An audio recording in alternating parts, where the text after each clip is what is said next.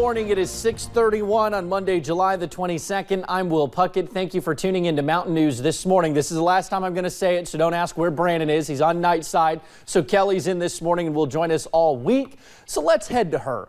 Kelly, you're a little busy this morning. We're in a severe weather alert day because there is a possibility from now until early tomorrow morning for a chance of localized flash flooding because of rain we're supposed to get. But the good news is the temperatures that we saw Friday and Saturday and a little bit of yesterday, we shouldn't see them for at least the next week.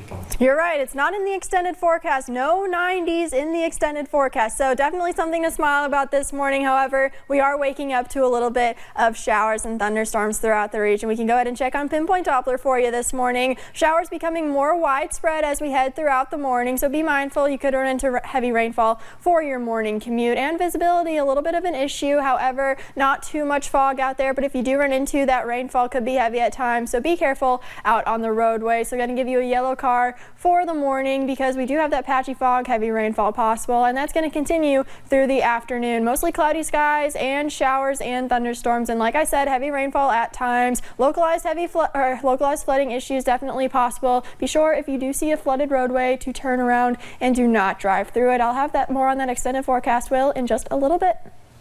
All righty, Kelly. Now, while the temps are cooling down here, a brutal heat wave is still making life miserable for more than 100 million people across the country.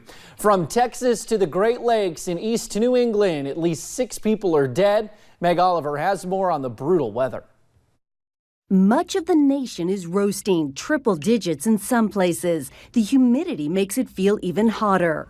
Under an excessive heat warning, these people waited in a line that snaked around the block just to get into a New York City public pool today.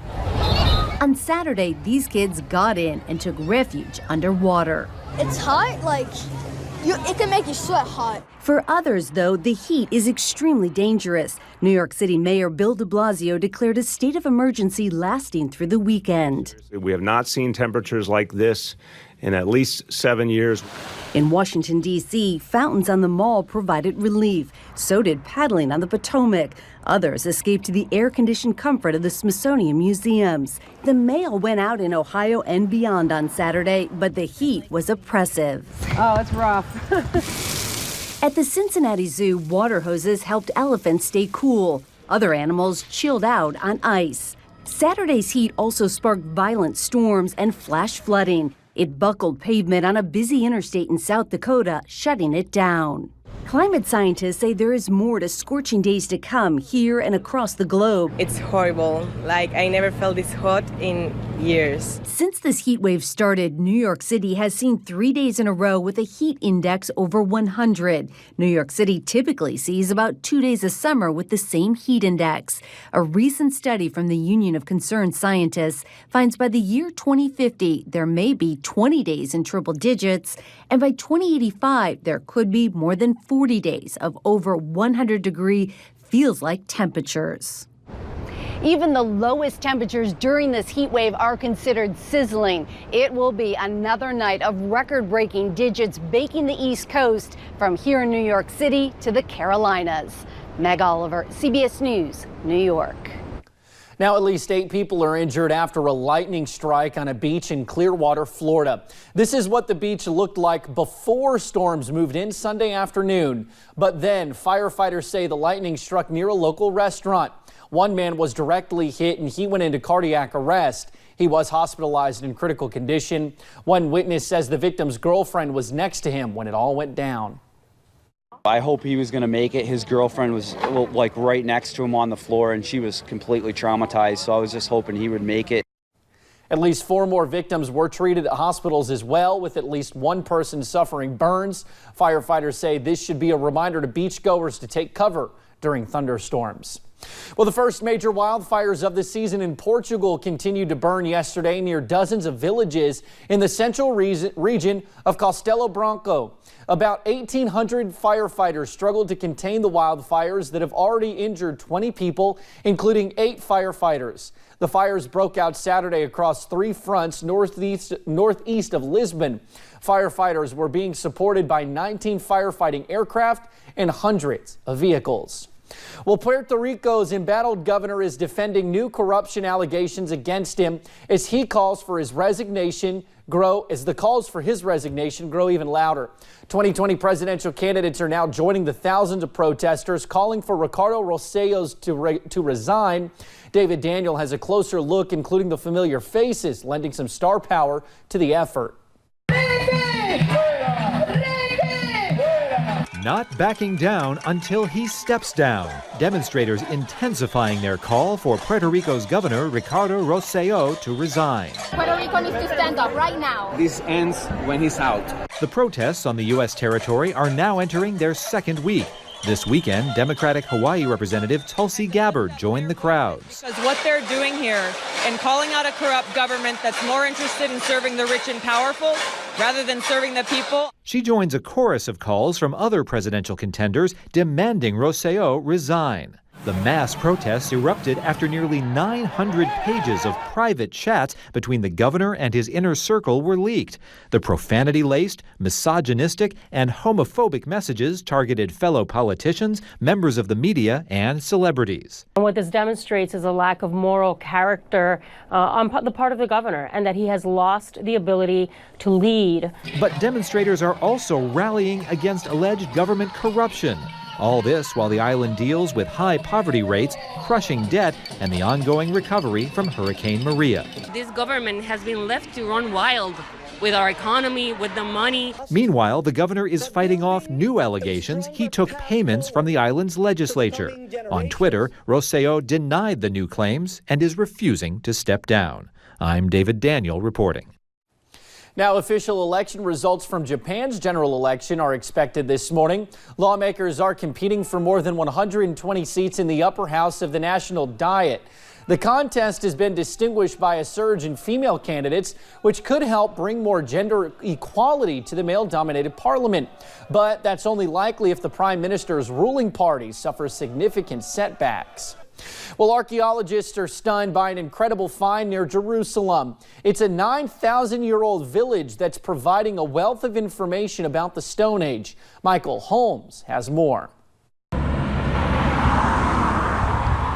Just off a busy highway just outside Jerusalem, a remarkable find. A Neolithic village from the latter part of the Stone Age. 9,000 years old, a discovery that has astounded veteran archaeologists. What we have here in Moza is a game changer. Archaeologist Jacob Vardy has been doing this a long time and couldn't believe what was lying just below what was a vineyard. It was hard for me to accept this in the beginning, but archaeological evidence don't lie. What you see here is a building. We are inside of a large room of a 9,000-year-old building. No one had any idea what was here until Jerusalem needed a new highway. In this part of the world, an archaeological survey always comes first, and even experts used to finding amazing things in this region were stunned, not just by the village they found, but the size of it, home, they believe, to perhaps 3,000 people. Not only that we found the village, it's a mega site. If I compare it to modern days, it can be equivalent to Jerusalem or Tel Aviv when we talk about the size. It's amazing. One of the most remarkable things about this site is how ordered it is. Early city planning, if you like. You've got house, house, house, laneways between the houses, and here, the equivalent of one of the main roads. We have areas that were probably kitchens, with stone tools, grinding stones and mortars that used to process the lentils. What they have already learned from this village about that period 9,000 years ago is enormous. The structure of society more complex than expected, the agricultural knowledge much greater, the tools more advanced than they imagined. And they've only just begun. The follow-up research and cataloguing will take years, and much, much more will be learned.